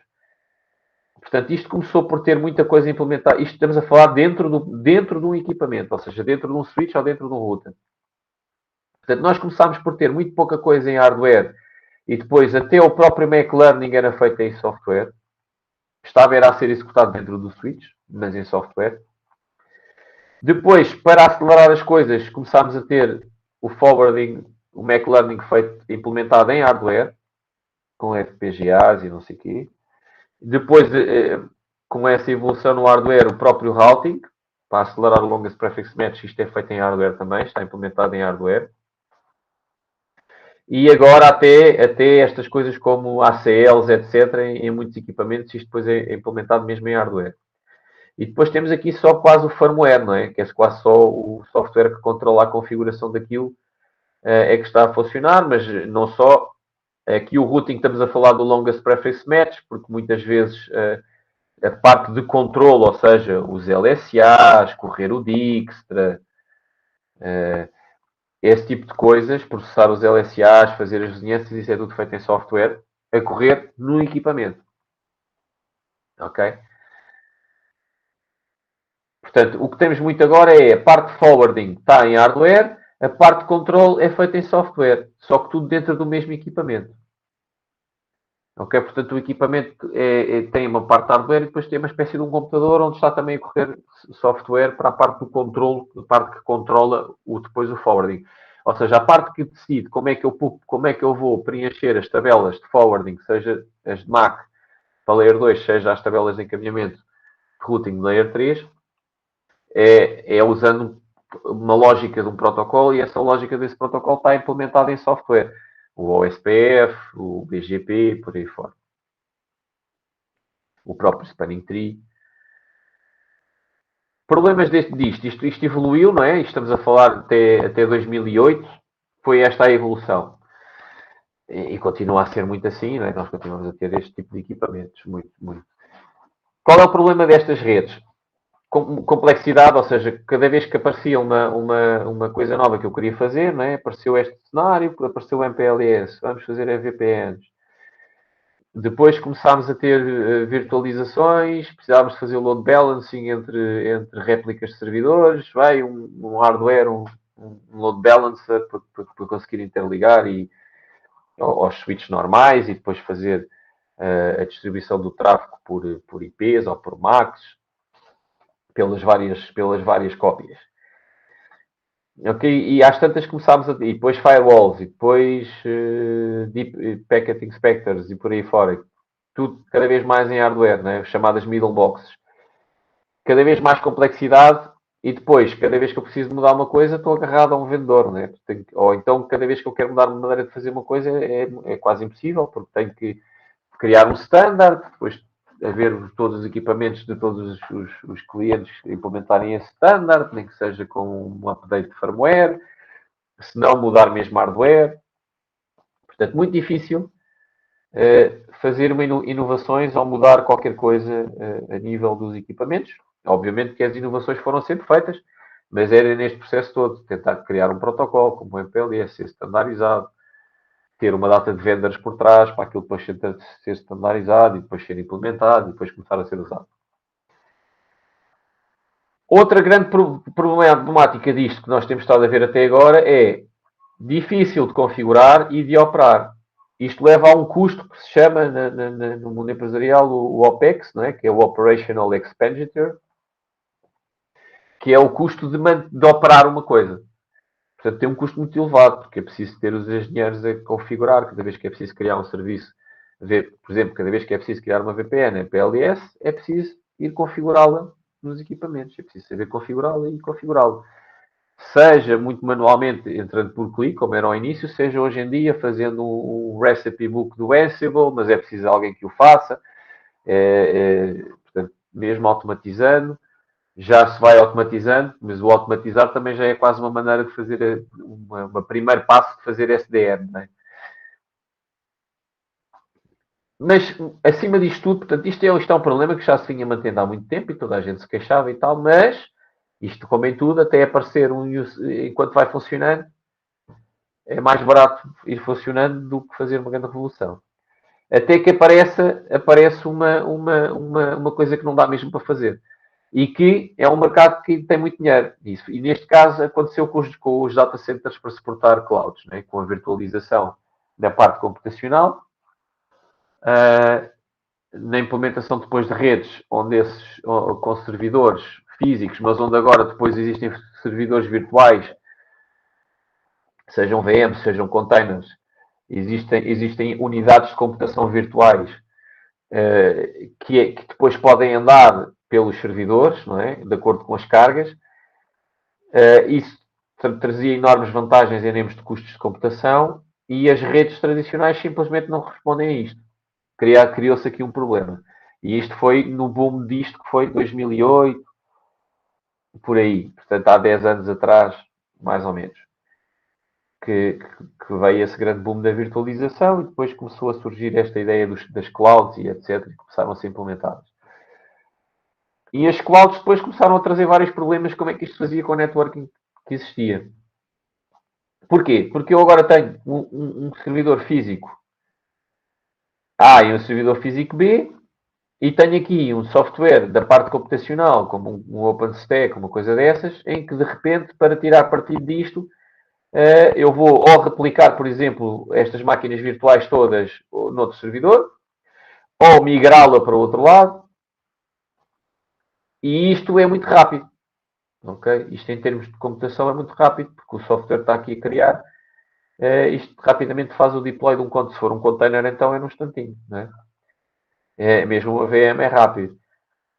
Qual é o problema? Se isto não tiver o mesmo servidor físico, é preciso a rede conseguir interligar isto. E se isto é uma cópia disto, dava-me jeito que isto tivesse o mesmo IP, ou pelo menos estivesse na mesma rede, okay? Na mesma subnet, na mesma VLAN. Ora, isto implicava aqui eu ir criar outra instância dessa rede no switch B, ok? Se ela não existisse no C, estar a criá-la no C, configurar a tranca, etc, etc. Portanto, aqui está exagerado com dias lá no livro, mas pelo menos horas, ou pelo menos uns minutos bem horas do que isto. Ok? Ou seja, o tempo de eu configurar isto, depois de repente já a necessidade disto acontecer pode já ter morrido e de repente a máquina virtual já não existe aqui outra vez. E já foi outra vez para ali, ou não sei aqui. E agora reparem, portanto aqui aparece uma necessidade que é Se eu quero fazer cópias e quero manter isto na mesma rede e não quero ter outra rede e etc., o que é que me dava jeito? Ter aqui uma Layer 2 gigante. Só que ter uma Layer 2 gigante tem aqueles problemas todos que nós já temos vindo a ver desde o início da cadeira. Ineficiente porque não pode ter loops, não pode usar dois caminhos ao mesmo tempo para fazer load balancing. Convergência, se for o spanning tree, é lento. Cada vez que há uma falha, demora imenso tempo até voltar a ter uma topologia estável. Portanto, não era interessante para isto. E isto criou aqui, então, uma necessidade de fazer coisas diferentes. Houve um primeiro passo na abordagem normal, que foi começar a fazer aqui, lá está, por mais complexidade nos equipamentos, fazer uma coisa que se chamavam fabrics, que ainda existem hoje, mas ainda existem linhas de produtos assim, inclusivamente a Cisco tem. Fazerem fabrics, que é ter aqui uns switches que têm uns protocolos complicados e que tentam resolver essas coisas todas e que depois fazem parecer com que isto é uma grande coisa de Layer 2, mas que não é. Ok? E depois surgiu também outra ideia, que é, então, ok, se quisermos fazer aqui coisas diferentes, portanto, eu preciso ter aqui automação, ou seja, tenho que conseguir configurar as redes de forma mais rápida. Isto são tudo necessidades que vieram destes data centers, ou seja, eu preciso configurar redes de forma rápida porque tenho máquinas a saltar de sítios para sítios. Depois, com a virtualização também, em vez de eu ter só o MAC address do servidor físico, depois tenho os MAC addresses de todas as máquinas virtuais que estão lá dentro. Ok? Portanto, aumenta uma ordem de grandeza o número de MACs que a minha rede tem. E pode potencialmente também o número de máquinas a fazer, que estão na minha zona de broadcast. Okay? Depois, dava-me jeito de poder usar mais do que o caminho ao mesmo tempo para fazer load balancing. Okay? E, por último, ter separação entre os clientes, porque numa cloud pública, depois o servidor está a correr, por exemplo, um web server e eu quero que o tráfego que entra desde o sítio que entra no data center da cloud até chegar à minha VM daquele cliente que tem aquele web server, não se misture com o tráfego dos outros todos que podem estar a usar aquilo. Então, vantagens aqui. Se eu usasse um shortest path, eu podia usar nos caminhos que são redundantes e igualmente mais curtos, usá-los ao mesmo tempo, porque os protocolos Layer 3 já permitiam fazer isto. Ok? Se eu tiver a fazer isto com switching, não posso, por causa do problema do broadcast e das broadcast storms. Então surgiu aqui uma ideia, sobretudo para, ok, preciso fazer aqui isto de maneira diferente. Isto quer dizer, a ideia já tinha sido proposta não sei quantas vezes antes, nunca sem pegar muito, mas depois aqui, como havia este use case, pela primeira vez pegou. Ok, porque já tinha havido exercícios semelhantes, mas em 2008 há um paper de um senhor que, entretanto, é multimilionário agora, que numa tese de mestrado, numa tese de doutoramento de Stanford, que é um senhor que basicamente na sua tese de doutoramento propõe esta ideia, que já tinha sido proposta N vezes, mas que teve a sorte de calhar começou por no mel no contexto, neste contexto ok, temos aqui uma solução e um problema que não tem solução nas redes tradicionais, ou estamos a resolvê-lo outra vez com ainda mais complexidade, ainda mais coisas, e chegou ao ponto de alguém olhar aqui para isto e ver, olha, se calhar seguimos esta ideia, temos aqui maneiras de fazer isto de uma forma mais simples. E a ideia é uma coisa muito simples, que já se tinha pensado antes, que é, então o que é que eu posso fazer? E se eu tirar o control plane dos equipamentos? Ok?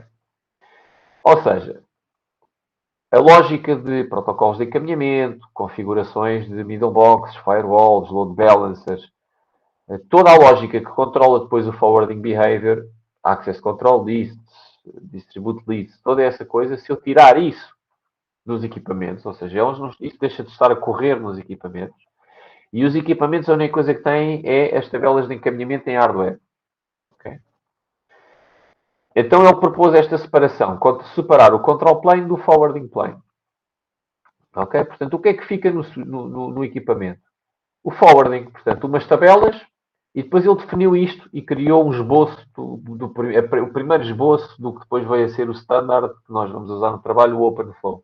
Foi criada nessa tese. Portanto, a tese, para além de propor a ideia, depois ele implementou uma primeira versão disto, e se não me engano, pois eles têm lá dinheiro para essas coisas, eles até depois fizeram com FPGAs um protótipo de um switch que só tinha umas tabelas com umas regras, e depois era um programa externo que, usando esse protocolo que ele definiu, dava as ordens ao switch sobre o que é que havia de ter nessas tabelas de regras em hardware. Qual é que é a ideia que está aqui? Portanto, se eu tiver isto separado, eu posso ter evolução e desenvolvimento independente. Ou seja, eu posso, de repente, imaginar N protocolos de controle novos, porque só tenho que os implementar em software e depois o hardware é o mesmo. Ok?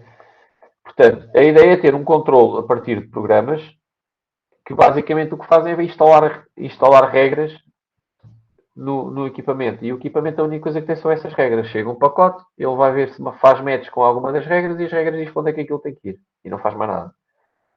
Ok? E isto é o SDN puro e duro. Tem depois N problemas também e não é aplicado em todos os sítios.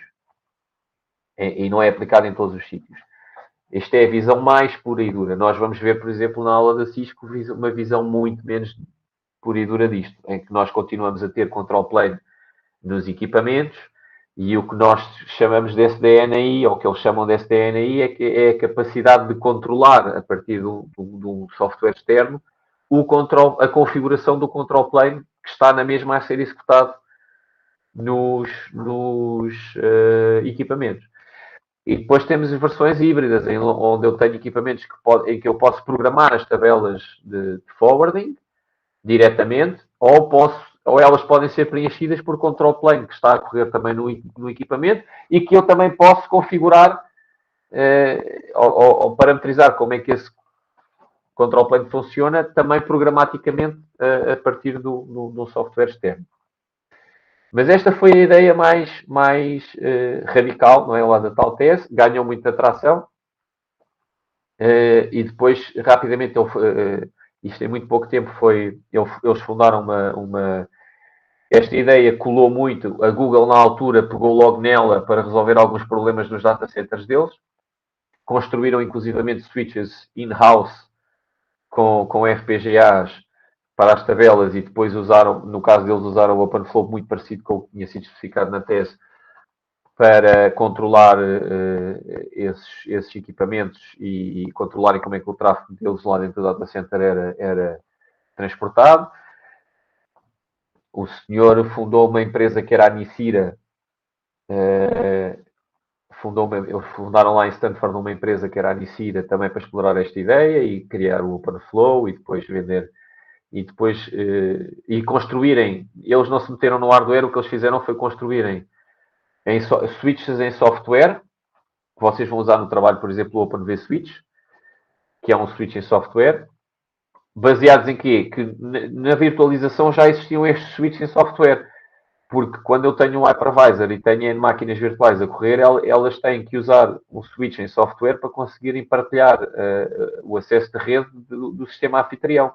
E para falarem entre elas, porque também os hypervisors muitas vezes também permitem que as máquinas virtuais falem entre elas. Portanto, os hypervisors já implementam um switch em software. O switch está a fazer aquilo que nós aprendemos. Está a fazer MacLearning, está a fazer NAT, em alguns casos, está a fazer NAT e tem uma rota default para ir para fora. Está a fazer de gateway, portanto, está a fazer todos os mecanismos que nós temos estado a estudar.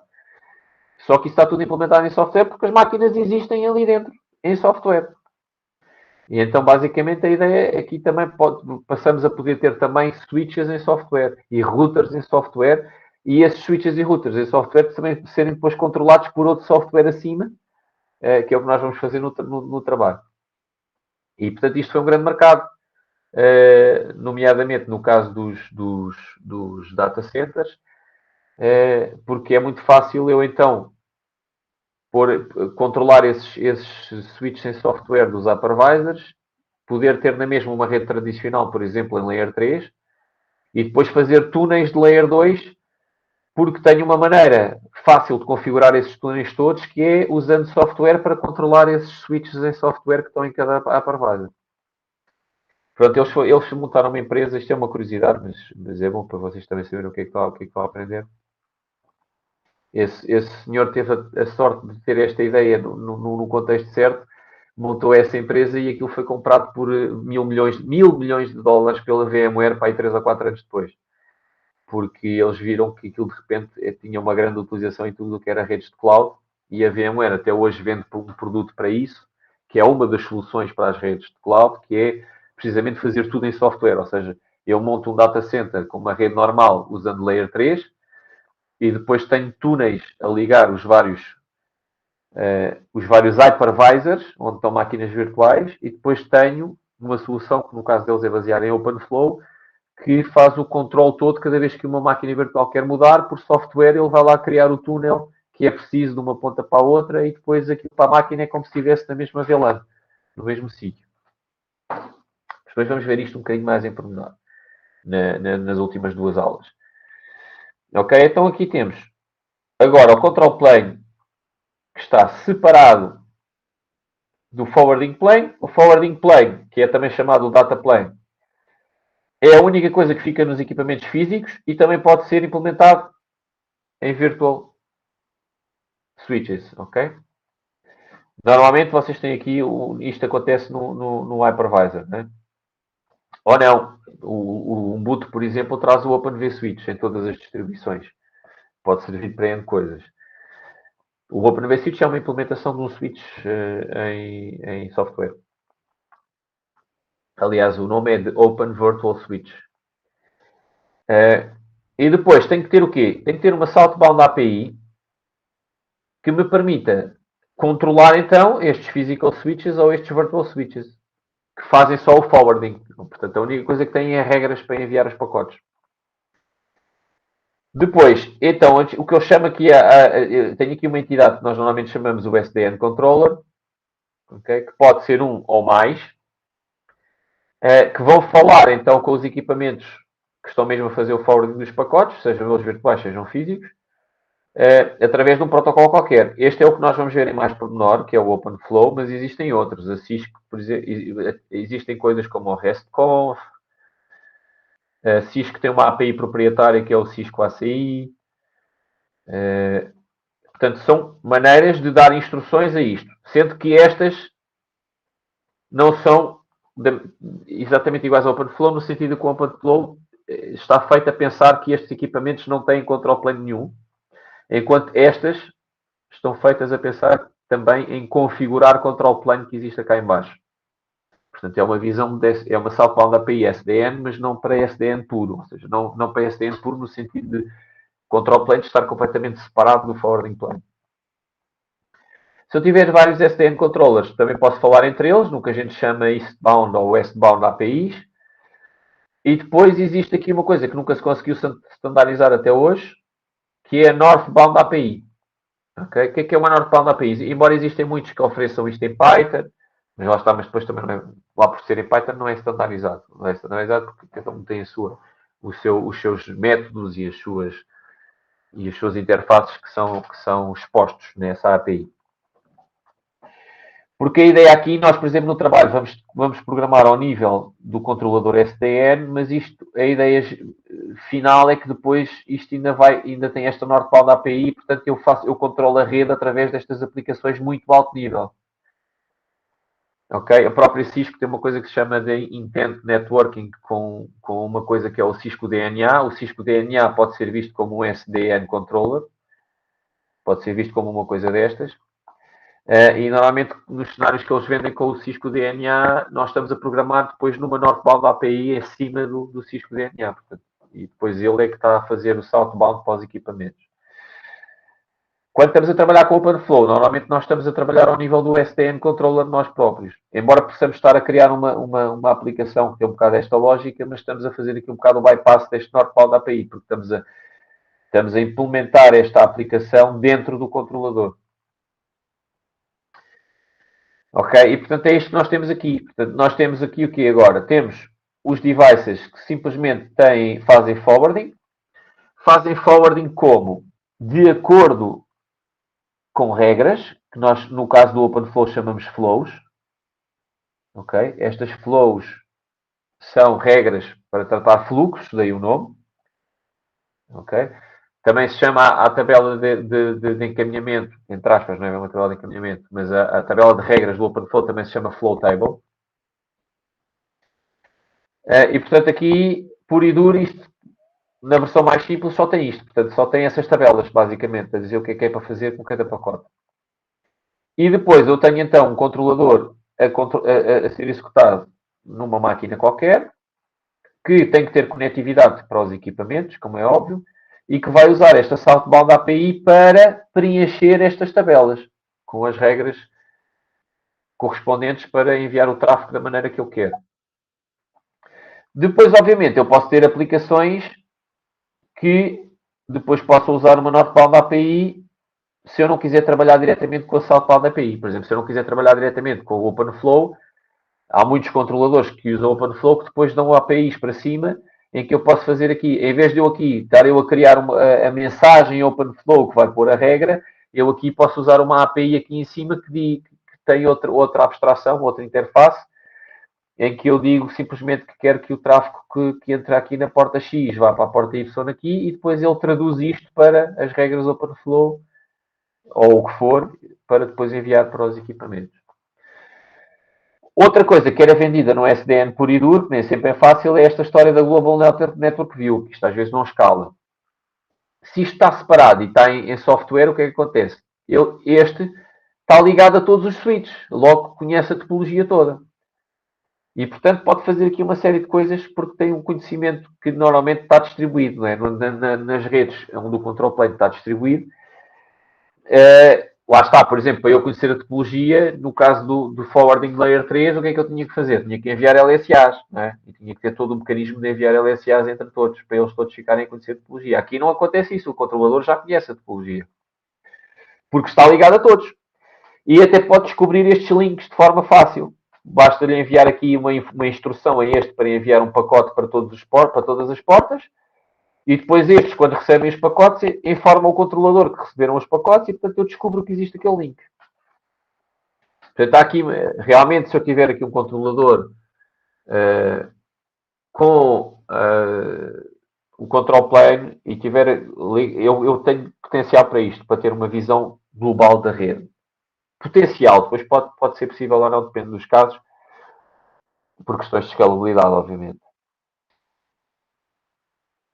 Ok? E então, o que é que eu tenho aqui? Neste caso, se for o OpenFlow, eu tenho a minha visão e depois vou tomar as minhas decisões de acordo com o que eu quero fazer e vou enviar então aqui as mensagens de controle para estes equipamentos, para eles preencherem as tabelas de acordo com aquilo que eu quero, para que eles façam aquilo que eu quero.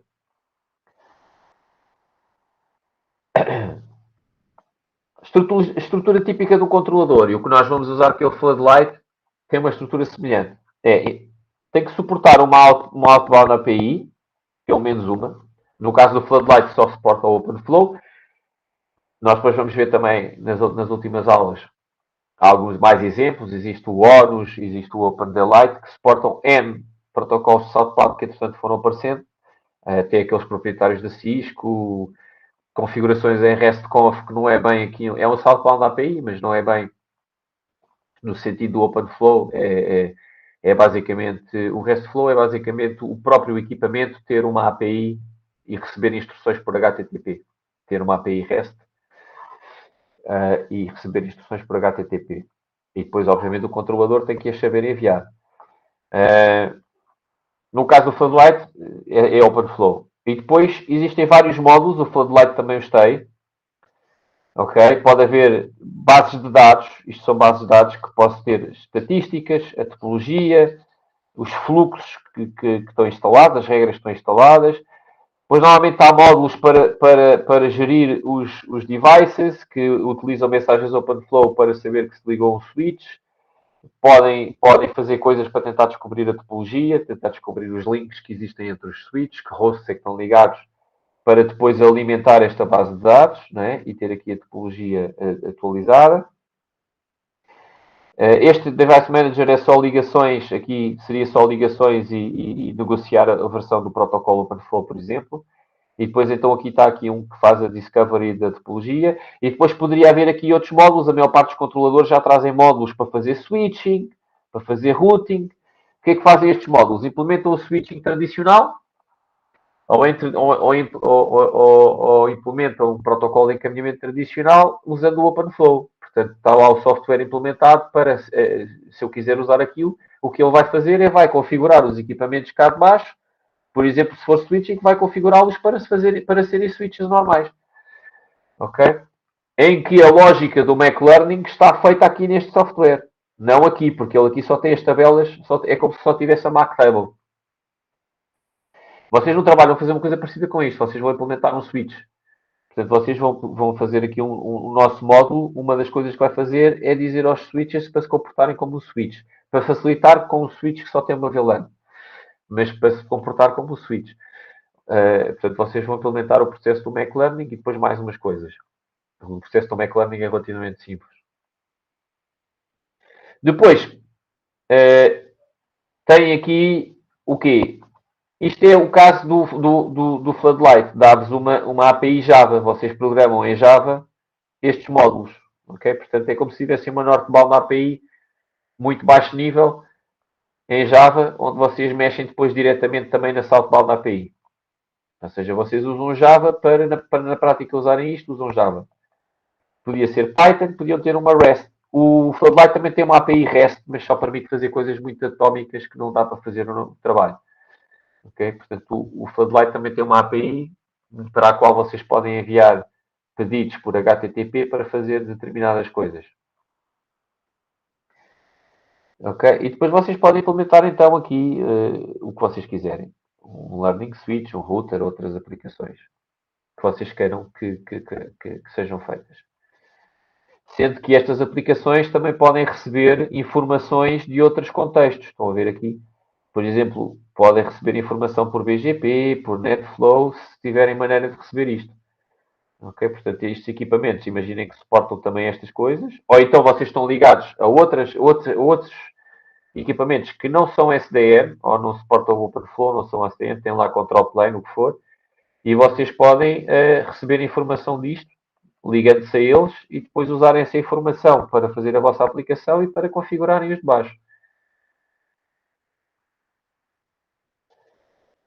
Ok? Então, aqui olhando para o caso do OpenFlow, então o que nós temos é. Porquê? Porque no trabalho vamos fazer isto. Isto é para vocês depois perceberem melhor o enunciado. Começamos já por aqui. Portanto, vocês têm um controlador, que no nosso caso é o Floodlight. E ele vai falar com o tal protocolo que é o OpenFlow com os switches.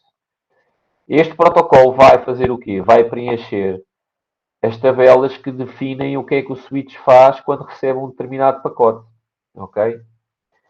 E que implementam o forwarding plane. Estas flow tables o que é que fazem? Têm regras, que é o que nós chamamos o match, e depois têm um set de instruções, que é o que eu faço quando aquele match é cumprido. Okay? Portanto, chega um pacote, eu vou olhar para aquela flow table. Vou olhar para N cabeçalhos do pacote, eu posso fazer uma regra com N cabeçalhos, com coisas de N cabeçalhos. Se bater certo, os cabeçalhos do pacote baterem certo com o que está definido no match daquela regra, eu depois tenho um set de instruções que eu vou fazer. Ok? A instrução mais simples é um apply actions e depois então eu tenho uma lista de ações. E as ações mais simples é forwarding para um porto, por exemplo. Ok? Pacotes que não fazem match com nenhuma regra, no OpenFlow 1.0 iam para o controlador. A partir do 1.3, nós vamos usar o 1.3. Embora, por exemplo, o OpenV Switch atualmente já suporta o 1.5. Mas o 1.5 também não tem grandes diferenças para o 1.3. Mas houve alguns campos que desapareceram, etc. Portanto, para já nós vamos usar o 1.3. Do 1.3 para a frente, o que acontece é que eles são discarded. Ou seja, se aparecer um pacote e não houver nenhuma regra que bata certo com aquele pacote, o pacote é descartado. Ok? No caso do trabalho, isto não vai acontecer por omissão, porquê? Porque o Floodlight instala sozinho, instala logo uma regra que é um match any forward controller. Ou seja, se nós não dissermos nada, podemos não pôr isto. Ele sozinho vai instalar esta regra, portanto, o que vai acontecer é que se não bater certo com mais nenhuma regra, vai bater certo com esta e vai para o controlador. A comunicação entre o controlador e os switches é uma ligação TCP ou, na maior parte das vezes, uma ligação TLS. Ok? Segura. Uma ligação TCP cifrada. Então eu tenho o OpenFlow Control. O OpenFlow Controller está a falar com o protocolo, com o equipamento. E o que é que o equipamento então faz? Ele recebe um pacote numa das portas. Ok? Vai aqui para dentro olhar para as regras. Ok? Se bater certo com alguma regra, vai fazer a ação, vai ver as instruções. Depois as instruções normalmente aplicam ações. E depois vai fazer a ação que lá tiver para ser aplicada. Normalmente é para enviar um pacote, mas também pode ser para pôr uma VLAN tag, tirar uma VLAN tag, pôr uma VLAN, um label MPLS, N coisas. Portanto, vai ter uma ação definida e então eu vou executar essa ação e essa ação, imagina que é um localout, portanto é enviar para um porto de saída. A ação também pode não existir. Se a ação não existir, eu vou fazer o drop do pacote. Ok? A ação pode ser enviar para o controlador, e então neste caso eu vou enviar o pacote que eu recebi dentro de uma mensagem que se chama, uma mensagem OpenFlow que se chama packet.in para o controlador. Se, portanto, e mais opções, não há mais opções, portanto, e aqui são as três opções que há, ok? Quando a ação é enviar para o controlador, isto vai para o controlador nesta mensagem, o controlador vai fazer qualquer coisa, vai olhar, vai ver que pacote é que recebeu, vai aplicar a sua lógica, e depois pode fazer uma de duas coisas, que é, ou não faz mais nada e o pacote perde-se, porque foi para o controlador e não é reenviado para o switch, ou então o controlador envia um packet out, que é outra vez o pacote de volta para o data path. Aliás, no OpenFlow chamam só os equipamentos de data paths, porquê? Porque eles não são nem switches nem routers. São o que a gente quiser, por isso chama-se data path. Mas muitas vezes chamam-lhe OpenFlow switches ou chamam-lhe só switches. Vocês vão encontrar muitas vezes em documentação o termo switch neste contexto. E portanto envia de volta isto para o switch. E este packet out pode levar também uma lista de instruções com ações para fazer. E essas ações depois são executadas e ele é enviado. Portanto, isto é porquê? Porque ao início, quando não há nenhuma regra, imagina que há o tal match any forward controller. Está lá a ação que é para mandar para o controlador. Isto vai para o controlador no packetino e depois eu não quero perder esse pacote. Depois eu vou enviar esse pacote de volta para baixo num packet out a dizer o que é para fazer naquele pacote. E posso ter usado a informação desse pacote para agora a seguir criar uma regra para que pacotes semelhantes que vêm a seguir já não tenham que ir ao controlador. Já sejam processados diretamente na tabela e saiam logo. Porquê? É óbvio que nenhuma rede vai funcionar muito bem se todos os pacotes tiverem que ir ao controlador antes de sair. Portanto, tipicamente, isto quando muito acontece uma vez com o primeiro pacote ou com os primeiros pacotes de uma comunicação qualquer. Depois, a partir daí, eu quero ter regras para os outros pacotes baterem nas regras e isto ser tudo feito localmente no forwarding plane. Matches que eu posso usar para fazer regras. Estão aqui os mais importantes, há mais, né? Especialmente no OpenFlow 1.5, que é já o que o OpenVSwitch suporta. Há mais do que o que estão aqui, nomeadamente não estão aqui, por exemplo, labels MPLS, que também podem ser usadas. Ok? Mas tem aqui alguns dos mais importantes, que é, eu posso fazer um match a porta de entrada, a porta de saída, o source address, o destination address MAC, o ether type, por exemplo, se é um ARP, se é um DHCP, tem ether types diferentes, se é um pacote IP. o porto IP, que é o porto do protocolo de transporte, não, as vezes são aqui em baixo. Este IP port tem a ver com o protocolo IP, qual é que é a versão e não sei o quê. Depois tem aqui o source address IP, destination address IP ou IPv6 e os portos de origem e destino do protocolo de transporte, seja ele TCP ou UDP. Ok? É óbvio que para fazerem um match têm que terem atenção a várias coisas. Por exemplo, não podem fazer um match em que usam um porto de destino TCP se nessa regra não colocarem também aqui que o Ethertype tem que ser um protocolo IP. Porquê? Porque se for um ARP, por exemplo, é óbvio que não vai ter um porto IP de TCP de destino, porque nem sequer é um pacote IP. Portanto, quando depois vão combinar isto, tem que terem atenção o que faz sentido. Portanto, se eu quiser fazer uma regra, por exemplo, para todos os pacotes que vão para o porto 80, que é o HTTP, eu também tenho aqui que pôr que o Ethertype é IPv4, ok? E depois também tenho que pôr o tipo de protocolo, que aqui não está, que também existe, também tenho que ver se é um pacote TCP, ok? Portanto, tem que criar a regra com as três coisas. Ser um pacote IPv4, ser um pacote TCP, ter o porto de transporte 80. Portanto, isto são os matches que eu posso criar. Vamos só terminar aqui com este slide. Temos um match que posso criar com vários campos, até há mais do que estes que estão aqui. E, portanto, isto vai-me dizer que pacotes é que batem certo com isto ou não. Depois tenho a prioridade da regra. Ok? A prioridade é a ordem por a qual elas são avaliadas. Ok? As que têm mais prioridade são avaliadas primeiro. Quando um pacote bate certo com uma regra, já não se vai avaliar as outras. Ok? Por isso é que esta prioridade é importante. Pode permitir-me fazer aqui determinado tipo de manipulações usando a prioridade. Eu posso ter mais que uma regra com que aquilo vai bater certo, depois usando a prioridade para garantir que é aquela que eu quero em cada situação que vai acontecer primeiro que acontece.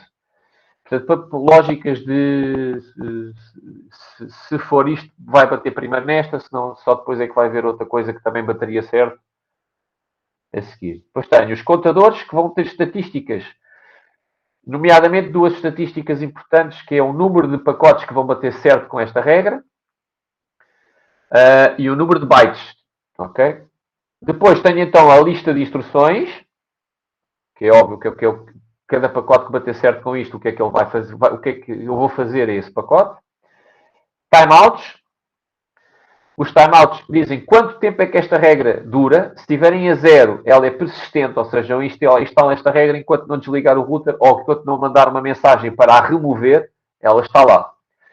Posso depois pôr um timeout que dá um determinado tempo de validade, hard, ou seja, se é um minuto, eu instalo a regra, ela está lá um minuto, ao fim do minuto ela desaparece. Ou pode ser um idle timeout, nesse caso eu instalo a regra e enquanto houver pacotes a bater certo com aquela regra, ela está sempre ativa. Quando pararem de existir pacotes durante o tempo que está definido no idle timeout, portanto imaginem que é 5 segundos, se deixarem de existir pacotes durante 5 segundos a bater certo com aquela regra, ela desaparece, ela é desinstalada. A cookie é só um identificador para eu saber se eu tiver mais do que uma aplicação implementada em cima do meu controlador SDN, quem é que foi a aplicação que instalou aquela regra. As flags definem alguns comportamentos, nomeadamente o único que é mais importante para nós, que é há uma flag que é o flow removed. Se esta flag tiver a zero, o que é que acontece quando o fluxo expira, ou por causa dos timers? Por causa dos timers, portanto, ou com hard timeout ou com idle timeout, se estiver a zero, eu não sei que aquilo expirou, não recebo nada no controlador. Que é o comportamento por omissão. Porquê? Porque muitas vezes eu não quero saber isto, porque escalabilidade, senão estou inundado com informação de coisas que expiraram. Se eu quiser saber que quando isto expira, tenho que pôr esta flag a 1. Ok? Pronto. E basicamente é isto, acho eu, que eu vos quero dizer. E também sabendo este esquema aqui do packet matching, já têm muita coisa para fazer o trabalho. Porque o que vocês vão fazer é precisam de criar regras destas, precisam de perceber a lógica do packet in, packet out, que vimos no slide anterior. E depois vamos afinando isto depois com as teóricas, mas como agora temos 3 semanas onde vocês têm que fazer o grosso do trabalho, esta parte até vão mais solidificar com o trabalho, depois iremos ver outras aplicações para além das do trabalho nas aulas e outros pormenores e outros tipos de SDN que não o OpenFlow, e no trabalho vocês só vão usar o OpenFlow. Pronto, os counters também já vos disse, os counters no trabalho também vão ser usados, porque vocês depois, quando se tiverem esta flag, quando a regra expira e o controlador é informado que esta regra expirou, é recebida uma mensagem que traz estes valores. E, portanto, vocês sabem quantos bytes é que bateram certo com aquela regra e quantos pacotes é que bateram certo com aquela regra. E também sabem a duração, também vem nessa mensagem. Portanto, sabem quanto tempo é que ela esteve ativa.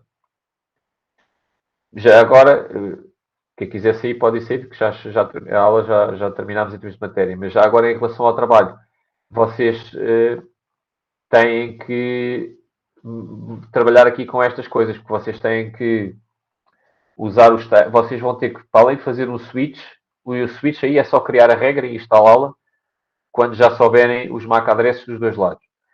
Mas depois têm que ter uma regra que é só podem comunicar com dois destinos.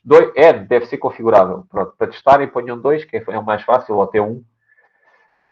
Mas só podem configurar, só podem comunicar ao mesmo tempo. Um host só pode comunicar ao mesmo tempo com X outros hosts.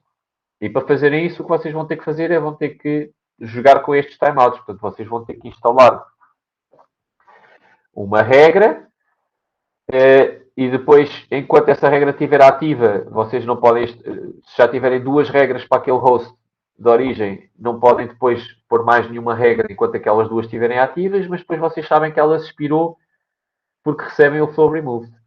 Também vão ter que trabalhar com estatísticas e, portanto, aí também vão ter que jogar com isto, porque só podem instalar a regra depois de tirarem as estatísticas dos primeiros pacotes e depois as estatísticas finais vão buscá-las a estes counters deste flow remove. E vão ter que também trabalhar com as prioridades, porque vocês têm que fazer as coisas todas ao mesmo tempo, ou seja, têm que ter um switch, mas aquele switch especial que só deixa os hosts falarem com X hosts de cada vez.